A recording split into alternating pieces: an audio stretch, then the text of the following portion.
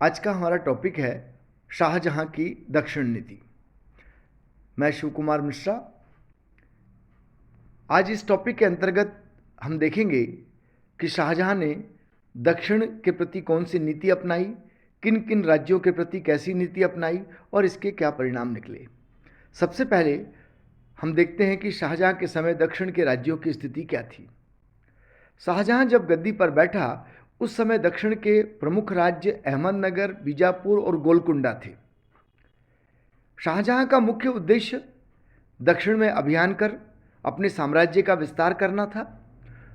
वह जानता था कि दक्षिण आर्थिक रूप से संपन्न है, इसलिए वह दक्षिण से अधिक धन प्राप्त करना चाहता था। वह महत्वपूर्ण स्थानों एवं दुर्गों पर अधिकार करना चाहता था और इस प्रकार वह उनको करद राज्य बनाकर आर्थिक लाभ भी चाहता था। शाहजहां के दक्षिण अभियान का यदि मुख्य कारण देखें तो सबसे महत्वपूर्ण बात जो अन्य मुगल बादशाहों की थी वही शाहजहां की भी थी कि वह अपने साम्राज्य का विस्तार करना चाहता था।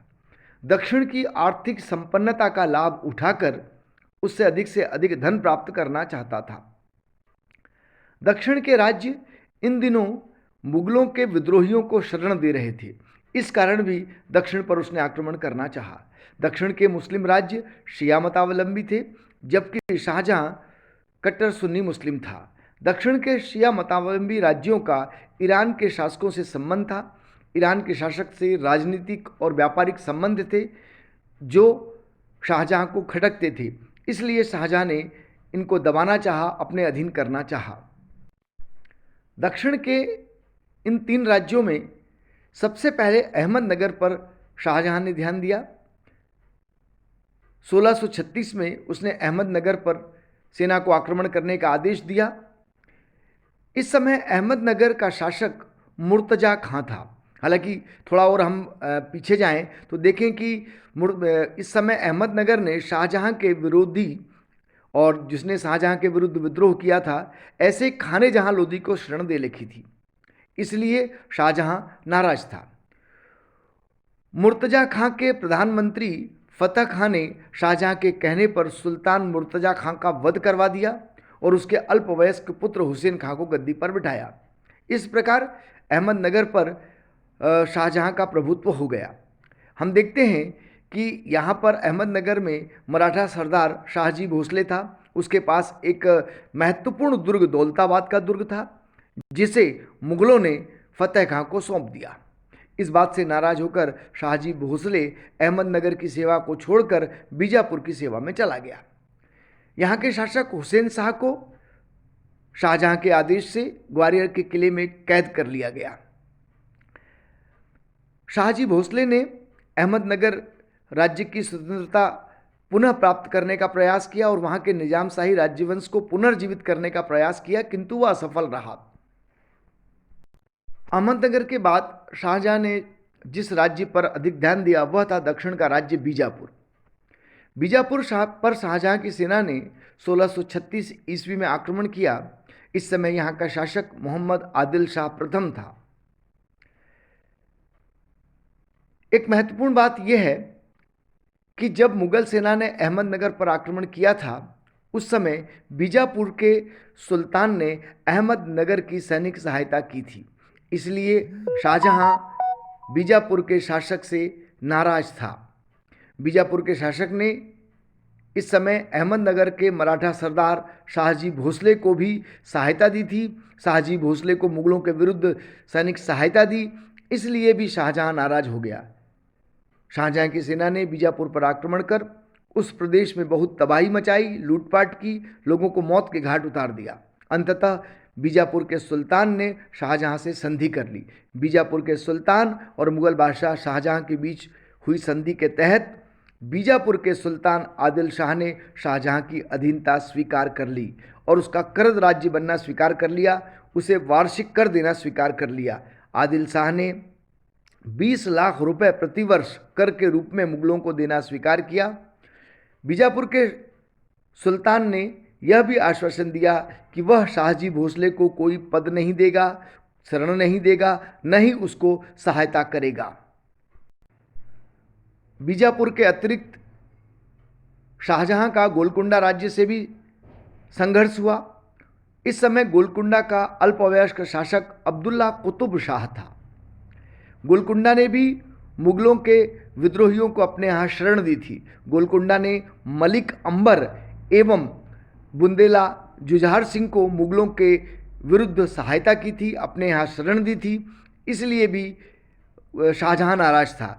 और गोलकुंडा के अपार धन के बारे में शाहजहां ने सुन रखा था, इसलिए शाहजहां की सेना ने 1636 में गोलकुंडा पर आक्रमण किया और अंततः गोलकुंडा ने मुगलों से संधि कर ली।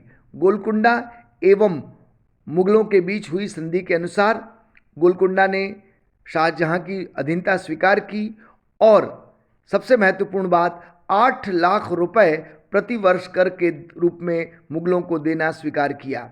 गोलकुंडा ने यह भी स्वीकार किया कि पिछले वर्ष का बकाया भी वह मुगलों को चुकाएगा और इस प्रकार 32 लाख रुपए के लगभग पिछला बकाया था गोलकुंडा पर, जो गोलकुंडा ने मुगलों को देना स्वीकार किया। एक महत्वपूर्ण बात यह है कि ईरान के शाह के प्रभाव में गोलकुंडा था, किंतु इस संधि के तहत गोलकुंडा ने यह स्वीकार किया कि शाहजहां का नाम अपने खुतबे में लिखेगा और गोलकुंडा के सिक्कों पर शाहजहां का नाम सम्मिलित किया जाएगा। इस प्रकार हम देखते हैं कि शाहजहां के शासनकाल के प्रारंभिक समय में अहमदनगर के महत्वपूर्ण दुर्गों पर मुगलों का अधिकार था। अहमदनगर राज्य को समाप्त कर दिया गया। बीजापुर और गोलकुंडा करद राज्य बन गए। इससे मुगलों को आर्थिक लाभ हो रहा था, लेकिन कुछ समय पश्चात गोलकुंडा और बीजापुर ने कर देने में आनाकानी की। इस समय महत्वपूर्ण बात यह है कि औरंगजेब ने एक महत्वपूर्ण सैनिक अभियान दक्षिण के इन राज्यों के विरुद्ध किया। औरंगजेब दक्षिण भारत में 2 बार सूबेदार बना था। औरंगजेब शाहजहां के समय दक्षिण का सूबेदार जब था तो पहली उसकी सूबेदारी का कार्यकाल 1636 से 1644 तक था और दक्षिण के सूबेदार के रूप में औरंगजेब का दूसरा कार्यकाल 1653 से 1657 के बीच था। औरंगजेब जब दक्षिण का सूबेदार बना उस समय उसने कुछ अभियान किए। यहाँ पर हम ये देखते हैं कि औरंगजेब ने किस प्रकार गोलकुंडा और बीजापुर पर आक्रमण किया।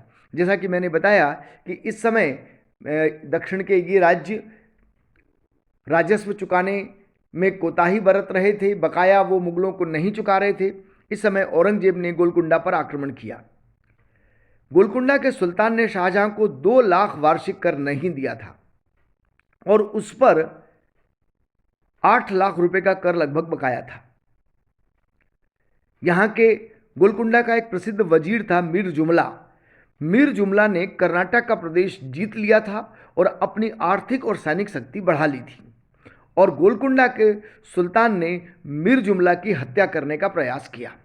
जब वो प्रयास कर रहा था, इसकी जानकारी मीर जुमला को हो गई और मीर जुमला ने मुगलों से गोलकुंडा पर आक्रमण करने के लिए कहा। मीर जुमला ने शाहजहां के साथ मिलकर अपनी सत्ता को मजबूत करना चाहा। शाहजहां के आदेश पर 1656 ईस्वी में उसके पुत्र औरंगजेब ने गोलकुंडा पर आक्रमण किया। अंततः गोलकुंडा ने मुगलों से संधि कर ली। इसके तहत गोलकुंडा ने मुगलों की अधीनता स्वीकार कर ली और जो कर था उसको देना मान लिया। क्षति के पूर्ति के रूप में भी 1 करोड़ रुपया, यानी कर और क्षति पूर्ति के रूप में लगभग 1 करोड़ रुपया मुगलों को देना स्वीकार किया और ये भी कहा कि जो भी बकाया कर होगा वह भी वो चुकाएगा। औरंगजेब ने बीजापुर पर 1657 में आक्रमण किया। इस समय बीजापुर के सुल्तान मोहम्मद आदिल शाह की मृत्यु हो चुकी थी और उसके स्थान पर एक 18 वर्षीय युवक आदिल शाह सानी के नाम से गद्दी पर बिठाया गया। हालांकि कुछ इतिहासकार इसे मोहम्मद आदिल शाह का अवैध पुत्र मानते थे। जब आदिल शाह सानी नाम का एक युवक गद्दी पर बिठाया गया उस समय बीजापुर के अमीरों और सरदारों में मतभेद हो गया, उनमें गुटबंदी बन गई और वे अपना प्रभुत्व स्थापित करने लगे। इसका लाभ औरंगजेब ने उठाया और औरंगजेब ने बीजापुर पर आक्रमण कर दिया। औरंगजेब के महत्वपूर्ण स्थान एवं दुर्ग बीदर और कल्याणी के दुर्गों को औरंगजेब की सेना ने जीत लिया। अंततः औरंगजेब और बीजापुर के सुल्तान के बीच संधि हुई।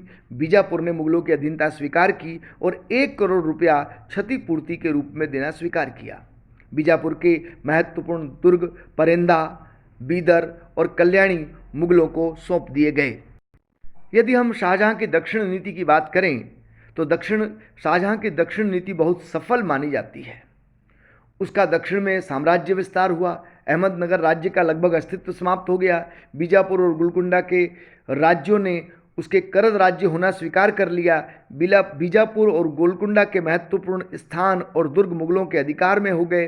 परिंद्रा, बीदर, कल्याणी, दौलताबाद जैसे दुर्गों पर अब मुगलों का अधिकार था। दक्षिण अभियान का एक परिणाम यह भी निकला कि शाहजहां को अपार धन मिला।